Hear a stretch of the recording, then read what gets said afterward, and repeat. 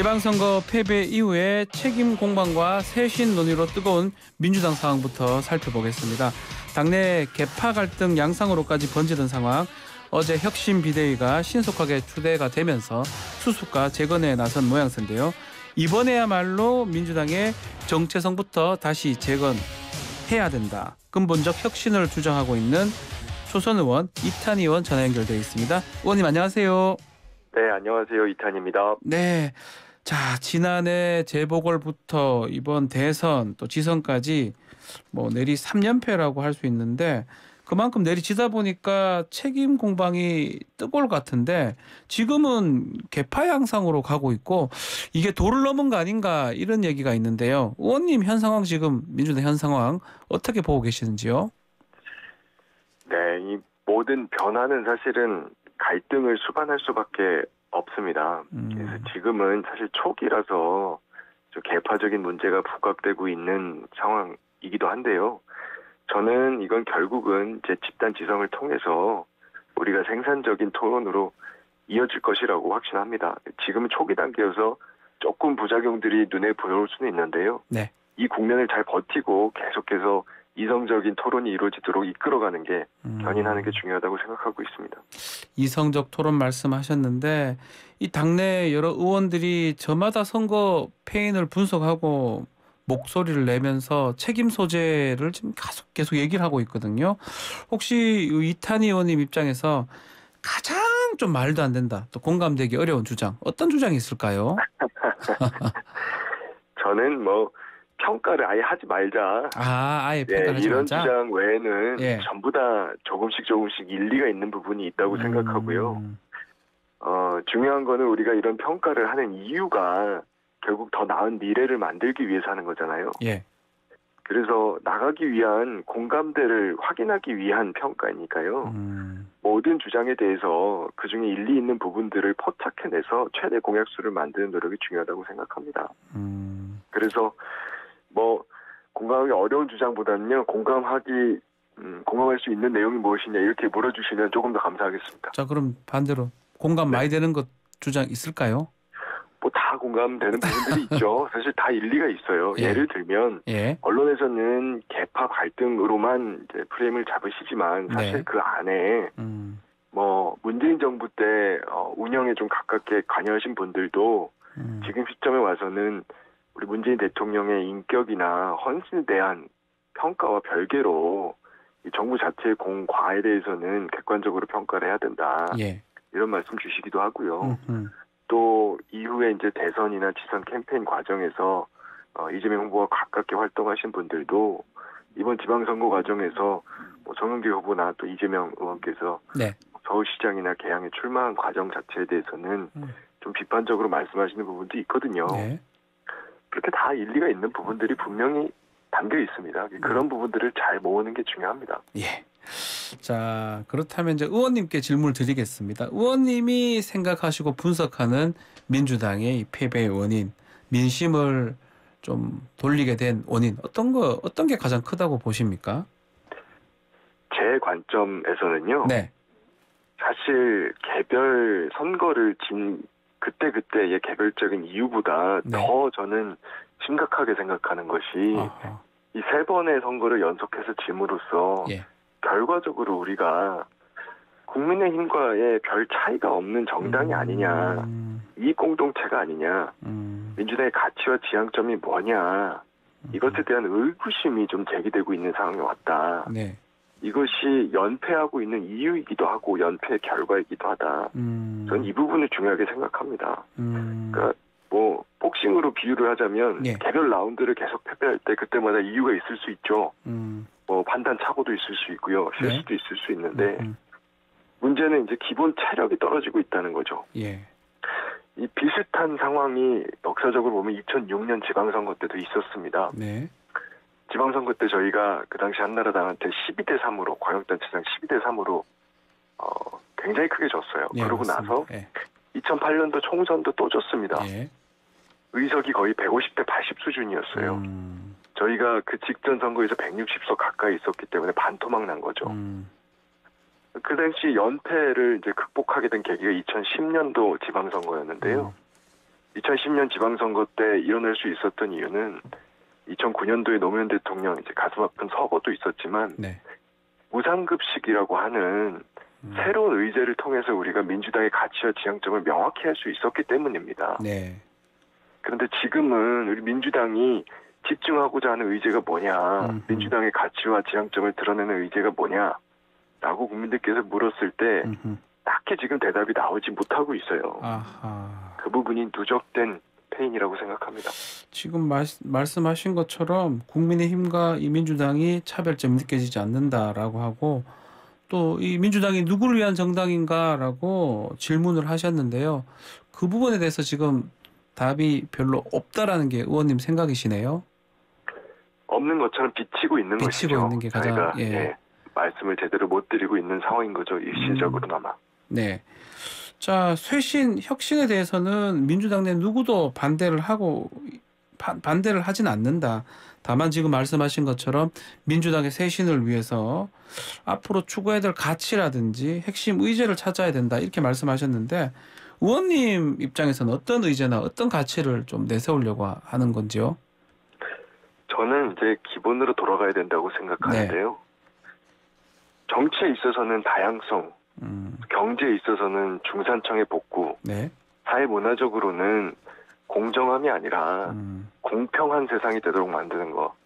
저는 이 세 가지가 핵심이라고 생각합니다. 근데 이 세 가지는요, 제가 새롭게 주창을 하는 것이 아니라 우리 민주당이 지난 70년 동안 가지고 있었던 가치 노선입니다. 경제에 있어서 중산층과 서민의 정당이었던 적은 그렇지 않았던 적이 없었죠. 그거는 김대중 대통령이 대중경제론을 제시했을 때부터 노무현 대통령이 사람 사는 세상 이야기했을 때부터 일관된 입장이었고요. 정치에 있어서 다양성도 항상 보면 우리 보수 정당이 뭐 독재와 민주화 투쟁 과정에서도 그렇고 뭐 MB 박근혜 때도 그렇고 내부적으로 뭐 공천파동 이런 것들을 통해서 획일화하고 내부 단속하고 그래왔지 우리 민주당은 항상 다양한 세력들을 포용하는 개방적인 정당이었었거든요. 그리고 사회 문화적으로도 지금 자꾸 공정이라고 하는 이슈만 부각이 되고 있는데요. 사실 저는 그 말에는 서열과 경쟁이라고 하는 게 전제가 되어 있다고 생각합니다. 근데 저희 민주당이 서열과 경쟁을 옹호하는 정당은 아니었거든요. 이 세상에는 서열을 정할 수 없는 모두에게 동등하게 보장되어야 하는 것들도 많이 있습니다. 대표적인 게 우리의 안전. 교육 기회, 최소한의 주거 이런 것들이죠. 이런 것들은 경쟁으로 서열을 공정하게 정할 것이 아니라 인간이라고 하면 누구나 동등하게 제공되어야 할 것이거든요. 평등이 중요한 영역이죠. 이런 부분들이 우리 민주당의 기본적인 가치와 지향점이라는 것을 확인을 하는 거. 그것을 명확하게 국민들 앞에 선언하는 거. 거기에서 출발해야 된다고 생각합니다. 자, 어제 혁신 비대위가 신속하게 추대가 됐는데 비대위원장의 사선에 우상호 의원이 결정이 됐습니다. 일단은 어제 의총 분위기 좀 전달해 주시죠. 어땠습니까? 우상호 의원님 비대위원장으로 결정하는 과정에서는 특별한 이견은 없었고요. 우상호 의원님 결정이 된 이후에는 우상호 의원님이 잘 활동할 수 있도록 우리가 견인하자. 그 전후에 아쉬웠던 점들에 대해서는 지금 단계에서는 더 이상 이야기하지 말고 혁신의 내용을 만들어가자 이런 쪽으로 잘 마무리됐습니다. 그 혁신 비대위에서 아마 8월 달에 전당대회 하는 거 가장 중요시 여기고 룰 같은 것도 좀 만들 거 뭐 재정비할 것 같은데 특히 대의원 또 권리당원 비율 문제 이게 좀 개선돼야 될 부분들이 있을까요? 어떻게 보십니까? 개선돼야 될 부분들 분명히 있고요. 근데 어제 의총장에서 여러 의원님들이 말씀하신 부분 중에 좀 눈여겨볼 만한 내용이 있었습니다. 우리도 그냥 아예 국민의힘 유사하게 일반 국민 50%, 당원 50%, 50대 50. 이렇게 아주 한 차원 뛰어넘는 변화를 꾀해보자 이런 말씀들이 있었어요. 그리고 저도 개인적으로 공감을 합니다. 기왕 바꿀 거면 단순히 대의원 당원 비율 이런 기술적인 문제를 뛰어넘어서 일반 국민들 그리고 우리 당원들 모두의 마음을 크게 반영할 수 있는 혁신적인 변화를 했으면 좋겠습니다.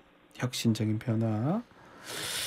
자, 전당대회가 이제 8월이냐 뭐 좀 더 늦추자라는 얘기도 있는 것 같고 한데 어쨌든 간에 차기 당대표 당권 대권 분리냐 일치냐 뭐 여러 가지 얘기가 있는 것 같습니다. 이재명 의원 얘기 같은데요.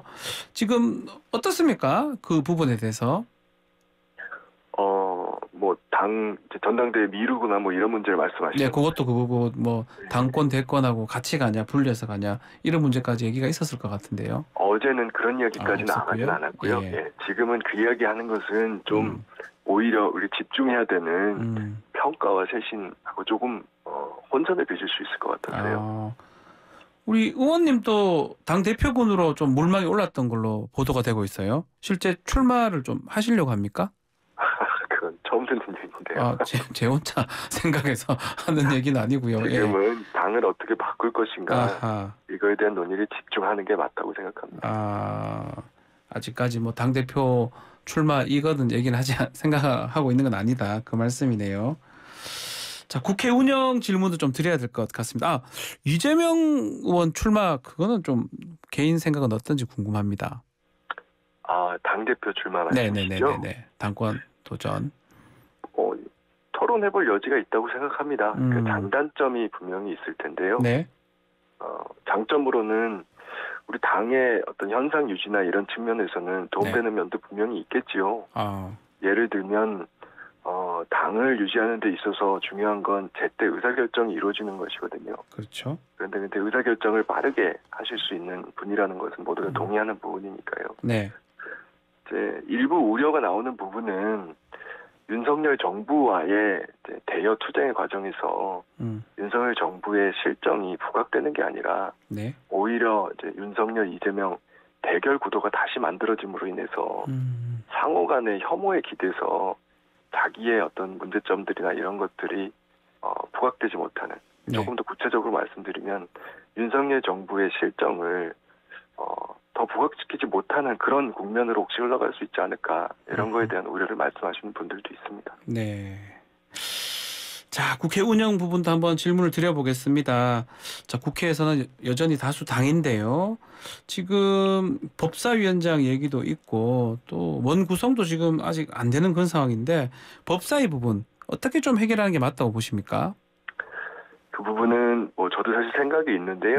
지금 원내에서 협상을 하고 있는 상황이기 때문에 제가 주변에서 이야기를 하는 게 좀 도움이 안 될 것 같습니다. 그래서 좀 말을 좀 아끼려고 합니다. 생각은 있는데 말했다가 또 이게 또 왜냐하면 지금 협상을 하고 계시는 주체가 있기 때문에요. 네. 알겠습니다. 자, 윤석열 정부 인사 질문도 한번 드려보겠습니다. 지금 뭐 능력 있으면 쓰겠다라고 하는 게 윤석열 대통령 그 기조라고 보면 되는 것 같은데 대부분 요직이 검찰 출신이에요. 어제 보니까 금감위원장의 이복현 부장이 지금 임명이 됐거든요. 이 부분 어떻게 보십니까? 국민들께서 이건 사실 상식적으로 과하다라고 이미 판단을 하고 계신 부분입니다. 그런데도 불구하고 계속해서 지금 검찰 출신 인사들을 요직에 등용하고 있잖아요. 이것은 윤석열 정부의 아주 대표적인 오만한 모습입니다. 저는 오만함을 보여주는 정부에 대해서 국민들께서 오랫동안 참지 않으신다고 생각하거든요. 다 보고 계십니다.